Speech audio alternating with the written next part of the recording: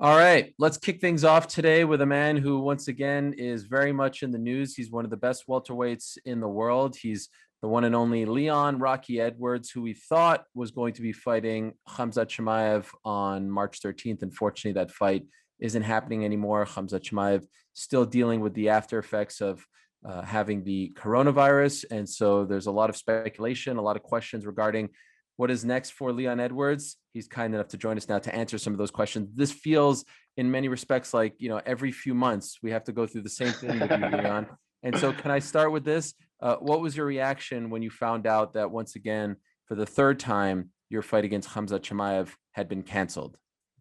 Um, I was I was a bit annoyed. Obviously, I was annoyed. This is the third, like I said, the third time I'm getting rescheduled to fight this guy. You know what I mean? So I was a bit annoyed, but once I found out the reasons um why I got cancelled, I was like, I had it in December and I had like lingering effects as well. You know what I mean? And so I was like, what could I say? I couldn't say much about it because I had it bad as well. So I think the main thing is health, right? And if you can't compete and you can't compete, then that's what it is. And my next thought was, okay, what's our next option? What's next? Because I want to fight March 13th, and that's Mhm. my aim to stay on that card, and to compete on that card. So, yeah, that's my thoughts really. So, you say you're annoyed. Obviously, that makes total sense. You haven't fought since July of 2019, and this has been quite the saga. I remember, so the first time it gets canceled, that was December 19th, and then you guys were supposed to Yeah, fight January 20th. 20th. Um, Yeah, so the first time was because you had coronavirus. The second time was because he had it. And I made the argument that you should have stayed on the January 20th card and just fought someone else. Did you yeah. want to stay on that card, or were you okay with the idea of postponing the fight? No, I went to the UFC straight away saying, okay, I haven't fought for over a year, so keep me in that card. Move the co-main event, which was Magni and Kisera. Yeah. Move them up. Move one of them guys up to our main event, and I'll fight any of them guys. And but straight away, they're like, nah, let's reschedule it. It's a big fight. Blah blah blah. But I was like, okay, I'll do both. I'll do March and I'll do January. I haven't fought for so long. I would like to be active this year, but they decided against it, and then they reschedule it for March. Um, March 13th, and I was like, okay, I'll do that again. And now I got cancelled again. I was like, oh God, but I'm not having another 2020 again. You know what I mean? I want to compete, and I'm fit and healthy, and I need to compete in March. And without getting too personal and prying, I mean, a natural thing that comes to mind, at least for me, is this is how you make a living, Yeah, and you haven't fought in almost 2 years now. Are you getting a little worried? Like that's 2 years without paychecks, or are you doing okay? exactly. Yeah, I'm fine. Financially, I'm fine. I don't really spend a lot. I save my money. I'm a good saver.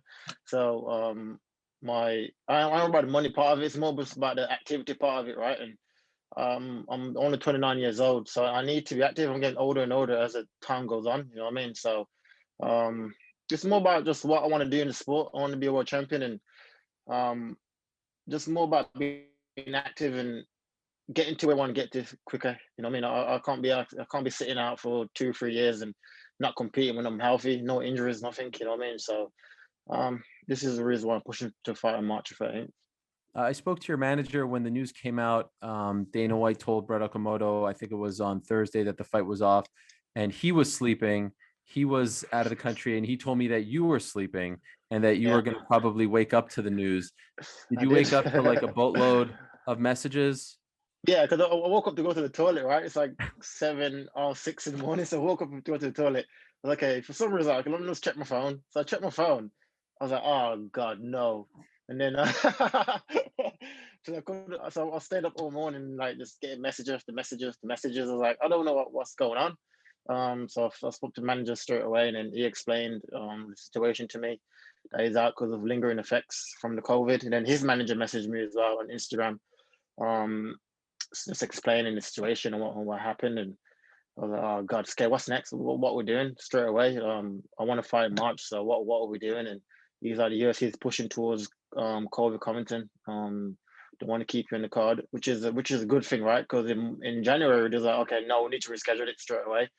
So there weren't no negotiations into keeping me in the January card. So this time they was like, okay, let's keep him on the card, but let's find another opponent, which is a good thing. So I'm hoping to get another opponent for March 13th.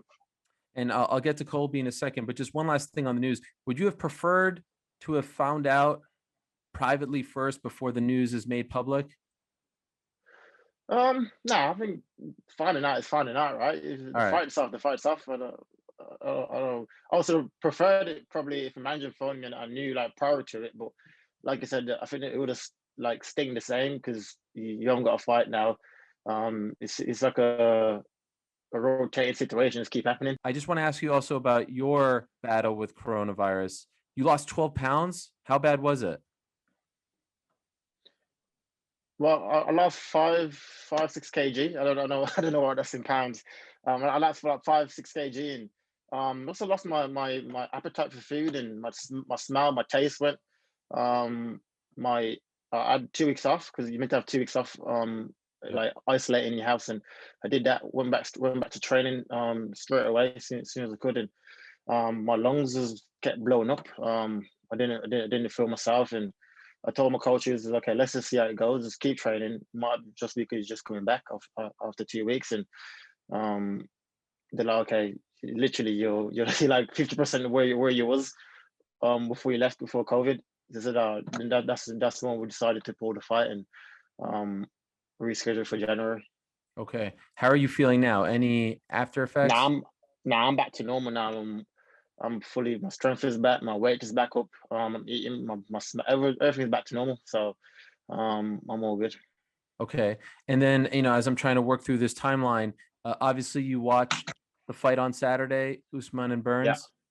What did you make of it? And in it was a particular, good. maybe Usman's performance? It was a good fight. It was a good fight. I think both guys showed holes in the game. I think the more these guys fight, right, the more you can see of them, and the more confidence it gives me to know that I can go out there, I can beat these guys. You know what I mean? So I enjoyed watching it. Usman got dropped in the first. He came back.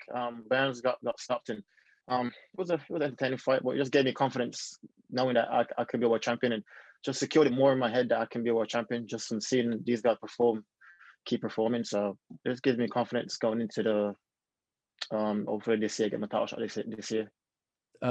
What holes did you see in Usman's game? I can't point that out to you. I see stuff. I see stuff. I'm a very good reader of the game. I am. I like to like.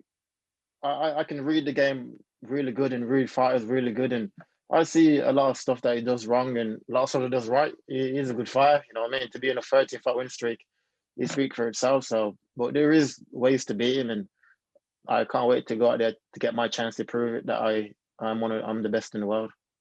Were you surprised he stopped Burns via strikes? Now, Burns been knocked out at lightweight, right? He's getting chinned at lightweight. He's probably Hmm. gonna get chinned at welterweight. He's just a blown up, just basically a blown up lightweight, and to get dropped with a jab as well. That's like I don't know what's going on. You know what I mean? To get knocked out with a jab, that is I think is a little bit on the chinny side. So um, yeah, that's what I think. I think he came out. He came out in the first round. He did well. Got overexcited, gassed out, and then got stopped. And I think the third round it was so. It was a entertaining fight. I enjoyed watching it. And considering that, were you surprised that he was able to rock Usman like that in the first round? Yeah, yeah. I was shocked to be fair. He's got quite short arms, Bernard. So to land the overhand shot was a good thing. And if it took his time a little bit more, he'd have probably done way better than what he did. And he just kind of just like got overexcited, and the moment got to him, and he rushed his work. And but he did good, man. For fair play to him, you could tell that he knew that they both knew each other going into that fight from training because Usman didn't want to engage with him on the floor, and they know exactly what the other guys are good at, right? And you can tell from watching that fight. Now, after the fight, as you know, Usman calls out Jorge Masvidal. It seems like that fight is coming to fruition. They might even be coaches on The Ultimate Fighter as well. This is all happening as we speak, but it looks like that's the direction things are going. You just shook your head. What was your reaction I when you heard that? when I heard it, I was like, "Oh mate, what are you doing?" First of all, I don't think Masvidal deserve a title shot. So for him now to he's like promoting himself off, oh yeah, I broke Usman's nose and give me a full count. But I think Usman beats him 10 out of 10 times. I just don't think Masvidal is a championship fighter. I think he's a good fighter, good contender, but not. He'll never be a champion. in the USA from what I can see from right now, for the generation right now that's in the top five. I don't think at the 10 times, like I said, I think Usman beats him 10 times, and I think this is more just about the business side of it. It's about the money, and Usman probably thinking about the money, right? Is it get easy work for payday, for high payday. So, well, and I was pissed off because I'm meant to be in that spot, right? But I want to fight March 13th.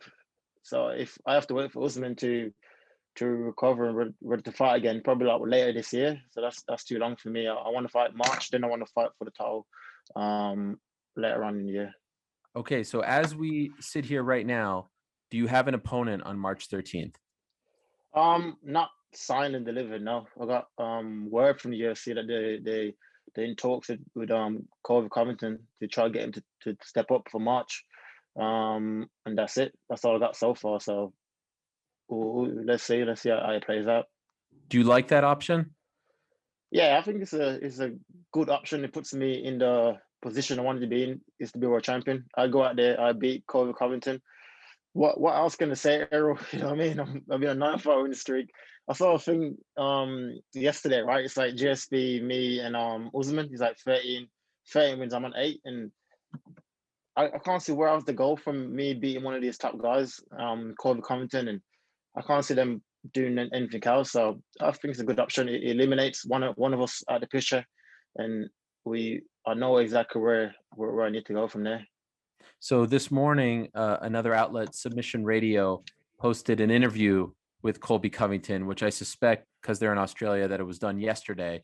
And he said to them, "I'm not interested in the Leon Edwards fight. I'm not here to do charity. What has this guy done, et cetera, et cetera.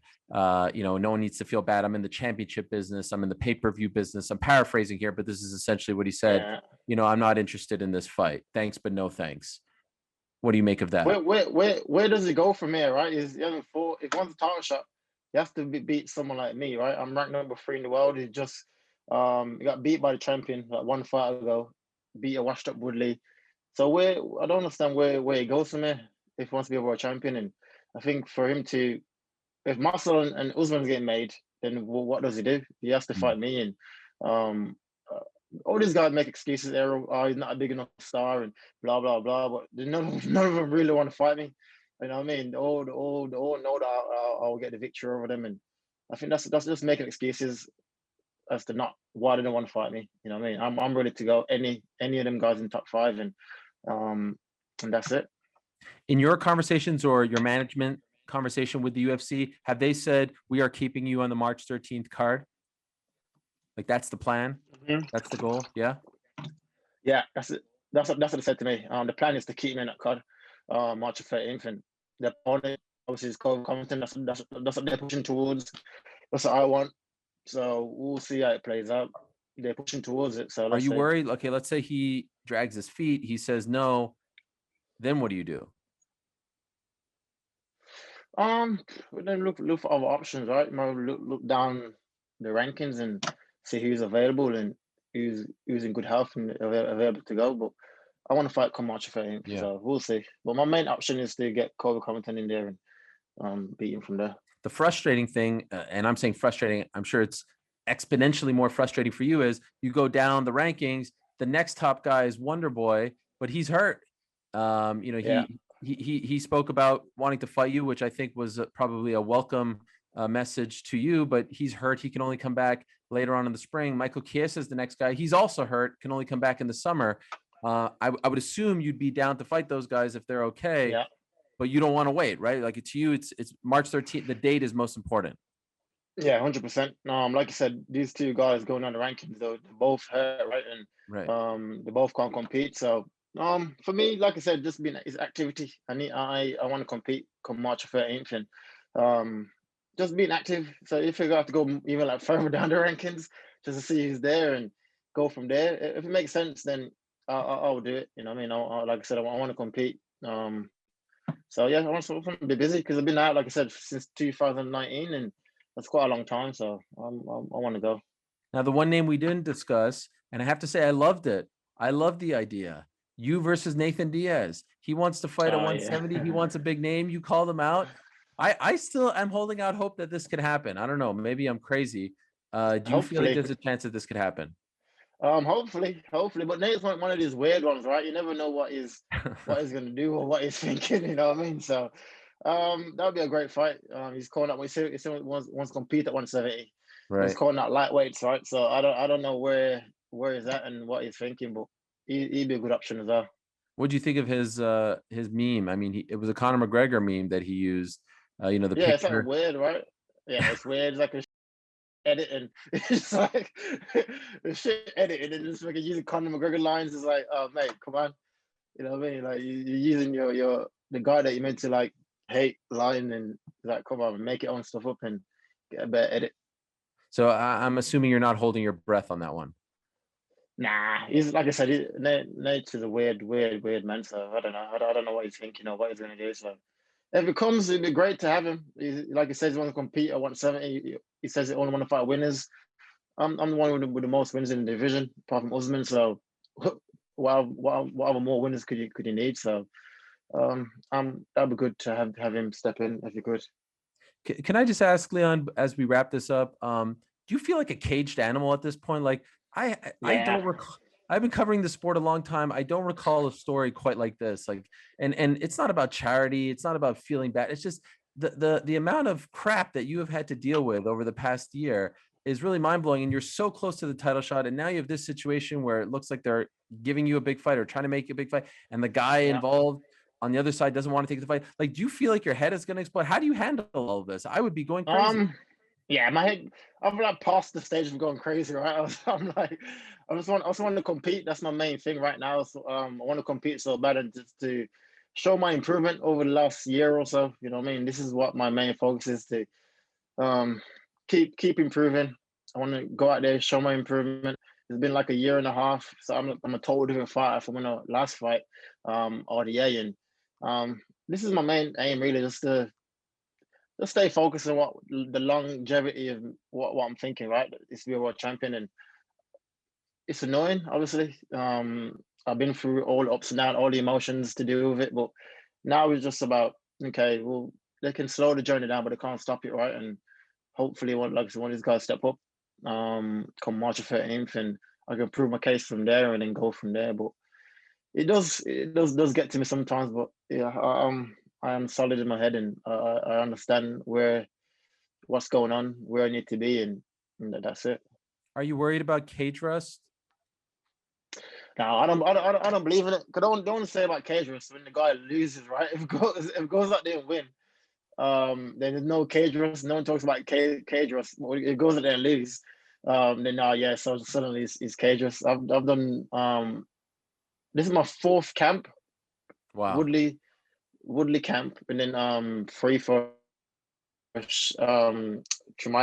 Yeah. This is my fourth camp, right? So I've had solid, I had solid spars for them four camps and solid work for them four camps. So we'll see who wants to get in there. I don't believe in it. I don't believe there's in cage wrestling, but let's see what we're gonna get out there. Okay. And two last things. Are you hoping to revisit the Chimaev fight down the line since you've been thinking about him for so long, or are you over it at this point? Nah, I'm over it for now. Let him go beat someone else in the top 15, top 20, and then I don't know, we'll work his way up probably. I want to fight any of these top five guys in the division, and I'm so close to a title shot. Let's do Yeah. one more fight, and just to get there. You know what I mean? And I'm so close to that. There's no point now me looking back down after. If let's say I fight Colby Covington in March, why would I now go fight Chimaev? It makes no sense. You know what I mean? Right. I have to go. I have to go up, right? So I'll look for the title shot next. What's your message to Colby? He's going to be watching this. They're offering him the fight. Stop What's being just stop being a step up. He talks all in social media, but he doesn't want to fight. He makes excuses as to why he doesn't want to fight. Just step up and stop being a let's get this work. Leon, I appreciate it. You're handling this very well, my friend. I don't know if I could have handled it as well as you. It's a lot of frustration, but I hope you get what you want March 13th. I hope we get to see you back in there. And I wish you the best with what is probably going to be a few days of negotiations here and then some drama. And then hopefully you get that fight in less than a month. Thank you as always for the time, Leon, and best of luck to you. Man. Thank you, brother. Thanks for watching ESPN on YouTube. For live streaming sports and premium content, subscribe to ESPN+.